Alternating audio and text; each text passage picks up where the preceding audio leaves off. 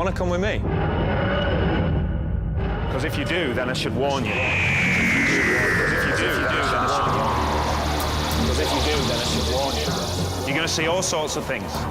Ghosts from the past, aliens from the future, the day the Earth died in a ball of flame. It won't be quiet, it won't be safe, and it won't be calm. But I tell you what it will be. I'll tell you what it will be. The trip of a lifetime.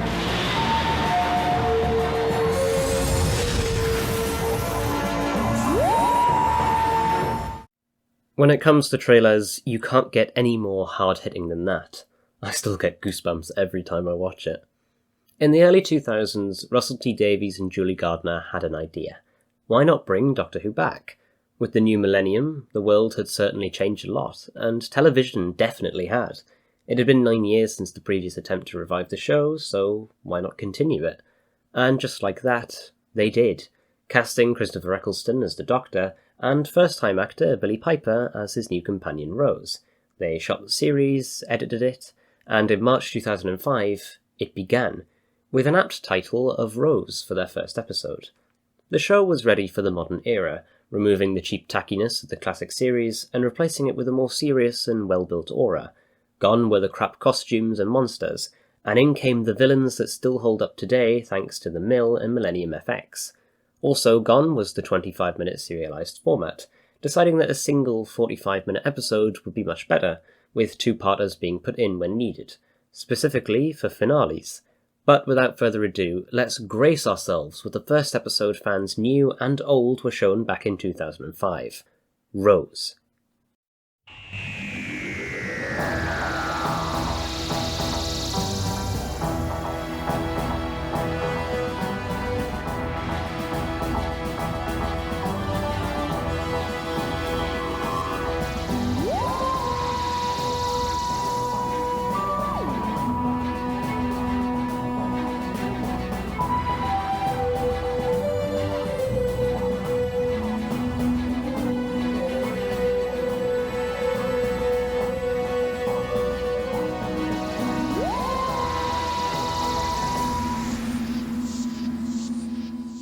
You know, whenever I imagine the time vortex, this is the one that pops into my head. In the classic series, the vortex was always either 2D or a sort of tunnel, but this one is the one that sticks out the most. Anyway, it's 7:30, and Rose needs to get ready for work. Welcome to the new Doctor Who. More grounded, more earthbound, and certainly more realistic. Gone is the individuality of each story, and here is the interconnected nature of a whole series. As now we have a family dynamic from Rose's mam, Jackie, played by Camille Coduri, and boyfriend Mickey, played by Noel Clarke, who we are not going to talk about. If you really want to know about Clarke, just Google it. Rose works at Henrik's department store, and since she's the last one off the clock, she needs to give the chief electrician his lottery money. Great, a dark basement. When she tries the door, it doesn't open, but she hears a noise down a dark room. Must be him, right? Yeah, sure. The room is full of shop dummies, mannequins, which reminds me of something else. I just can't quite place it.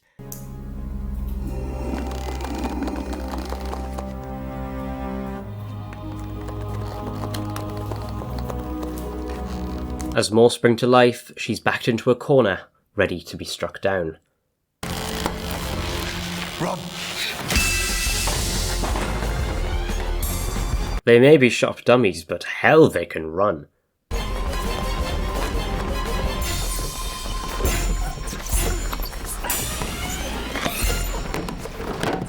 Jesus. Who are they then? Students? Is this a student thing or what? Why would there be students? I don't know. Well, you said it. Why students? Because to get that many people dressed up and being silly, they gotta be students. Probably. A good explanation. They're not students. Oh. Who's Wilson? Chief electrician. Wilson's dead. Well, that was quick. Meet our new Doctor, the 9th Doctor, Christopher Eccleston, the man with the ears, the comedic timing, and the bomb. Run for your life! But surely he's not gonna...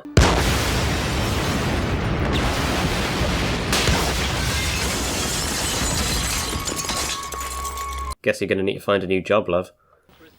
I've been phoning your mobile. You could have been dead. It's on the news and everything.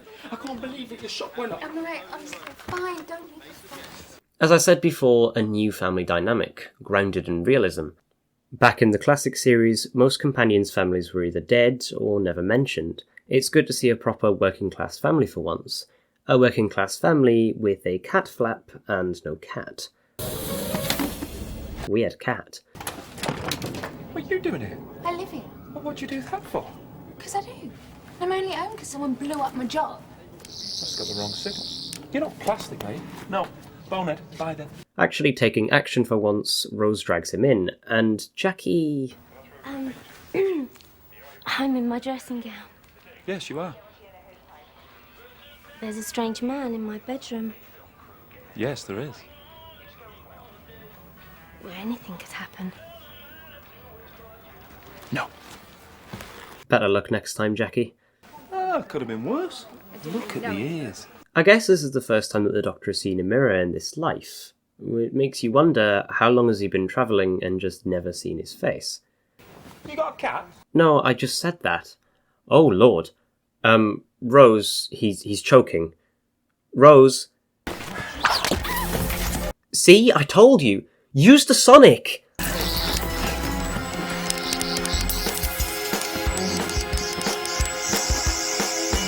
There we go. It's armless now. Armless. Damn it.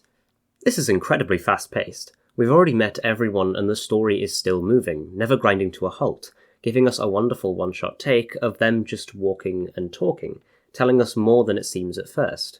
To remove any doubts, yes, this is the Doctor. Really though, Doctor, tell me, who are you?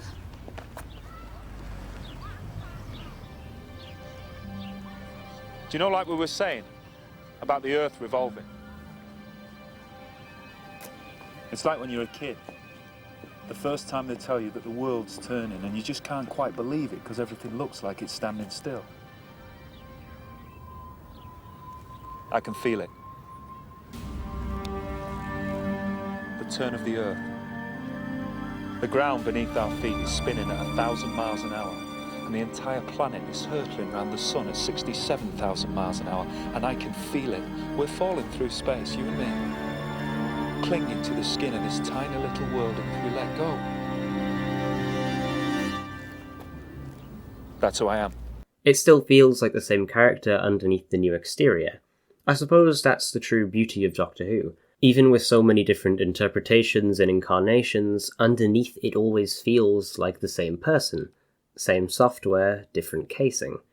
After parting ways and barely missing the TARDIS, Rose heads to Mickey's, using Google. Sorry, searchwise.net? What? Did they not have the rights to use Google? Is that even a thing? After looking up the Doctor, she finds the website of Clive Finch, who she immediately contacts and heads to his house. Yeah, who told you that? He did. That's exactly what an internet lunatic murderer would say. I don't blame you, mate. It is a bit suspicious. So Clive has connected stuff together. The Ninth Doctor being at the assassination of JFK. 1912, the launch of the Titanic, though to be honest, that one doesn't look like Eccleston. 1883, a drawing of him. But this isn't just it. This is just what Rose is interested in. Always the Doctor. And the title seems to be passed down from father to son. It appears to be an inheritance. A pretty good rationalisation of the incarnations, and a connection to the classic series without actually saying it. Outside, Mickey gets a bit tied up with a bin, and eaten. Was that really necessary? Who do you think he is? I think he's the same man. I think he's immortal. I think he's an alien from another world. He's a nutter, off his head, complete online conspiracy freak. You in? The Doctor even told you that he was different. Clive isn't far off. I fancy a pizza. Pizza. Pizza. Or Chinese. Pizza. Seriously? You've known him since you were little, and you haven't noticed that this isn't Mickey. So where did you meet this doctor? Oh, I'm sorry. Was I talking about me for a second? Because I reckon it all started back at the shop, am I right? Was he something to do with that? No. Come on. A bit interrogatory there. But you can trust me, sweetheart. Babe. Darling. Babe. Sugar. Bro's glitching. Look, we didn't order it. Ah, gotcha. Don't mind me. I'm just toasting the happy couple. On the house! Oh my god. Don't think that's gonna stop me. To add insult to injury, Headless Mickey rampaging through the restaurant. I doubt insurance will cover it. These extras don't seem all too bothered though, do they? Outside, Rose heads for the back gate, but it's locked. Surely the Doctor can just use the Sonic. Tell you what, let's go in here. Can't hide inside a wooden box? It's gonna get us! Doctor! And here we have it. The template for every single new companion who first sees the TARDIS. Checking the outside, the it's bigger on the inside, and the Doctor's explanation of who he is. Are you alien? Yes. Is that all right? Yeah. It's called the TARDIS, this thing. TARDIS. That's time and relative dimension in space. And also his lack of humanity. Did they kill him, Mickey? Did they kill Mickey? Is he dead? Oh, I didn't think of that. Peter Davison would have noticed, but I guess this is one way the Time War has affected him. Despite the fact he's calling himself the Doctor again, he's not entirely the same. I know I said that this is the same character, which it is, but the Ninth Doctor is something special, unique. He's the first post-Time War Doctor, racked with guilt and depression that won't properly be explored until the next episode, The End of the World. Which we won't be covering, unfortunately, but it's still one to watch. So Mickey's head melts, and the Doctor manages to follow the signal just in time. Not giving Rose that long to cope with the fact that the TARDIS has moved, now he's angry. Also, he's forgotten Mickey again. Disappears there and reappears here. You wouldn't understand. If we're somewhere else, what about that headless thing? It's still on the loose. Melted with the head. Are you going to witter on all night? I'll have to tell his mother.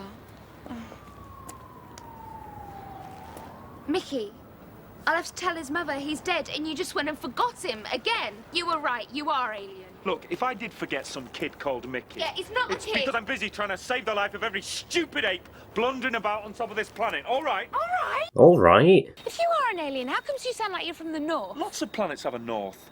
Now everything has calmed down, the Doctor explains the TARDIS. It's a telephone box from the 1950s. It's a disguise. And also what the plastic is. The Nestines! It was on the tip of my tongue, I swear. And this living plastic, what's it got against us? Nothing. It loves you. You got such a good planet. Lots of smoke and oil, plenty of toxins and dioxins in the air. Perfect. Just what the Nestine consciousness needs. Its food stock was destroyed in the war. All its protein planets rotted. So Earth, dinner. And there we have the first mention of the Time War. So the Nestines are able to control the mannequins with a transmitter, but the Doctor has no clue where. Like a dish, like a wheel, radial, close to where we're standing. Must be completely invisible. What? What? What is it? What? Oh. Fantastic. Fantastic. Every artificial thing waiting to come alive. The shop window dummies, the phones, the wires, the cables. The breast implants. That line went right over my head as a child. Finding a drain they head inside, with the Doctor being granted an audience with the consciousness. Well, at least that's one less thing to worry about. Of all the effects, the Nestine looks probably the worst, holding up the least. Unfortunately, they've found the anti-plastic, and the TARDIS. The Nestines begin to get angry. Identifying the TARDIS, they realise just who he is. A Time Lord, meaning that he could have stopped their world from being destroyed. It's their war that killed them, after all. It wasn't my fault! Save your world, I couldn't save any of them! Out of pure fear from seeing a Time Lord, the Nestine moves into the final phase, and the dummies come to life. Well, they look peaceful. Oh, never mind. We finally get some smashing, something they couldn't do in Spearhead from Space because they weren't allowed. Oh my god, they're killing everyone! Same sound effect though, love a bit of consistency. Let's just take a second to appreciate how amazing these Autons look, and they actually feel like plastic for once. The original movement of the Autons in Spearhead was just a bit too fluid for my taste, but here the choreography is on point. With her man being the middle of all of it, Rose has only seconds to act, as these three wedding dummies have come to life. I mean, what does she have to lose? No A-levels, no job. Hey, there's 3 guns down already. No future, but she does have a bronze gymnast award? Alright. By hitting the anti-plastic into the consciousness, Rose saves the world. Just like that. This moment proves to the Doctor that he needs a companion. Not Mickey, though. He's not invited. But she declines the offer. She's got a family, and all the TARDIS can do is move about from place to place. She'll be leaving them behind.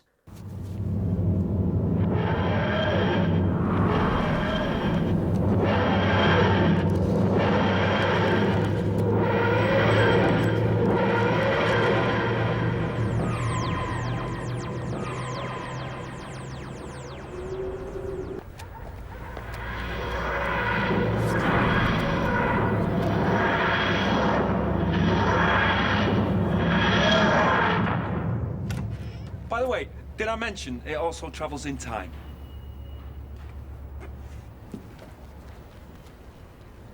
Thanks. Thanks for what? Exactly.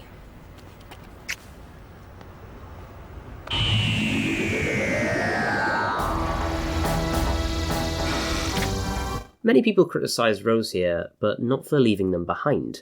I mean, it makes sense. It moves in time. She can be gone for decades and return just a few seconds after she's left.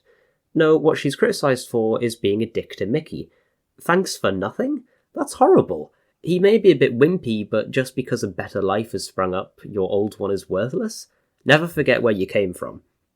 When it comes to starting off a show that has basically already begun once before, a revival as opposed to a reboot, you have the issue of introducing new fans to the show while not alienating the old, but Russell masterfully pulls this off.